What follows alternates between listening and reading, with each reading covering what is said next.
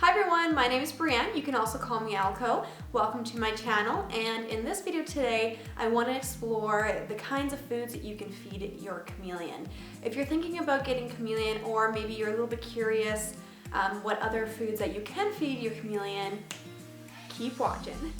Okay, so the first thing we're going to talk about when you looking for food for your chameleon, and you're going to be researching the internet, and the word staple diet or the phrase staple diet is going to come up, and it's really important to kind of know what that actually means.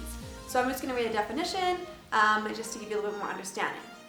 So a staple diet is or a staple food, or simply a staple is a food that is eaten routinely and in such quantities that it constitutes a dominant portion of a standard diet for a given people. In this case, a reptile, and supplying a large fraction of energy needs and generally forming a significant proportion of the intake of other nutrients as well.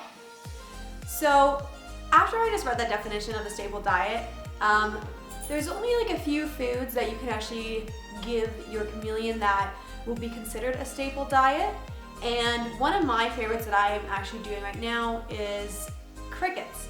So crickets are actually, I think they're high in protein and fiber, especially when they're gut loaded, and this is something that your chameleon can easily digest.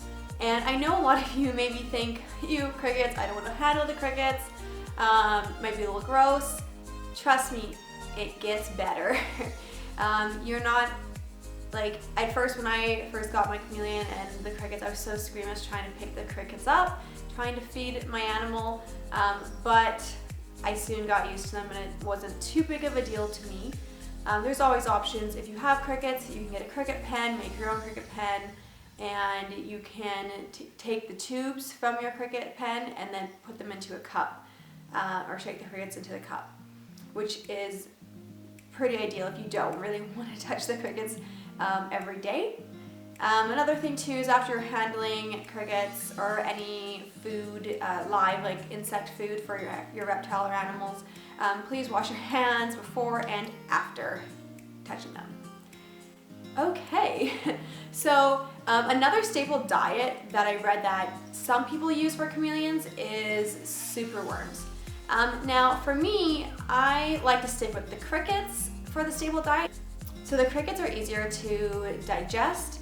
Superworms, you can still feed your you can still feed your chameleon that. Though for me, I like to give it more as a snack. So I would mainly feed my chameleon maybe about 7 crickets, and then I'll feed every 2 days or whatever. I'll give him 2 superworms, dusted of course. But yeah, so another reason too is that the chameleon can't really digest the skeletal body of the superworm as well as it can for the crickets. So another staple food that you could use for your chameleon are dubia roaches. Although I have no experience feeding dubia roaches, a lot of people in the United States definitely have. They're not as easily accessible here in Canada because of the whole "we don't like roaches" thing here in Canada. But yeah, if you're really close to a seller that sells dubia roaches in the United States, I definitely recommend doing that because they're your chameleon will love them. They don't jump, they just crawl around, and you'll probably like them a little bit more too. So a few people have asked me before on what kind of snacks you can give your chameleon.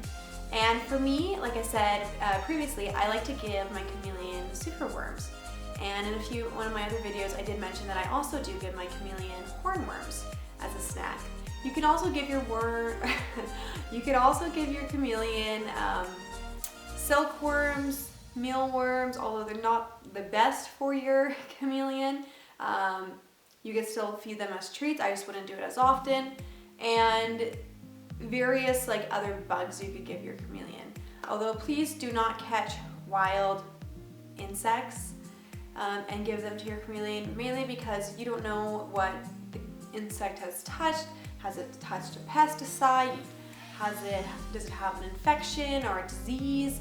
And quite blank, you do not want to give your chameleon any outside disease that could cause any harm potentially. And yeah. And I've also had a few people ask me too if they could feed their chameleon fruit or vegetables. And my answer is always you can, although some chameleons won't eat them. For Carlo, like I try to introduce like bananas or some fruits and vegetables to him, and he just ignores it. He'd rather eat bugs. And for another thing too is chameleons are insectivores.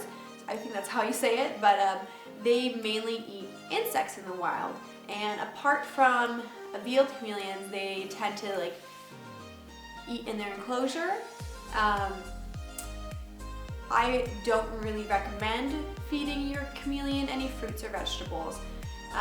Another thing to think too is that if you want to give your chameleon more nutrients or vitamins, any fruit that you want to give your chameleon, you can give to your cricket or any insect that you're gut loading for a staple diet for a chameleon. If they eat that fruit or vegetable, they absorb that nutrients, and then if your chameleon eats it, then they also get it too. So if you really want to feed your chameleon fruits and vegetables, I would definitely do it that way before you try forcing your chameleon to eat a vegetable or fruit, because it's not going to have all of that nutrients that a cricket also has, if that makes sense.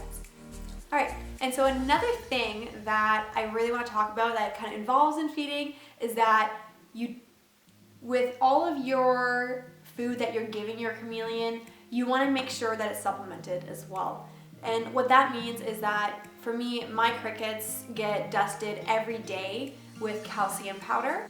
I also try to dust his snacks in calcium powder too, or depending on the day or my schedule that I have up for Carlo, when he's gonna get his D3 and multivitamin mix. Alright, thank you everybody for watching this video. If you did like it, please give it a big ol' thumbs up and subscribe below so you don't miss any of my new videos in the future.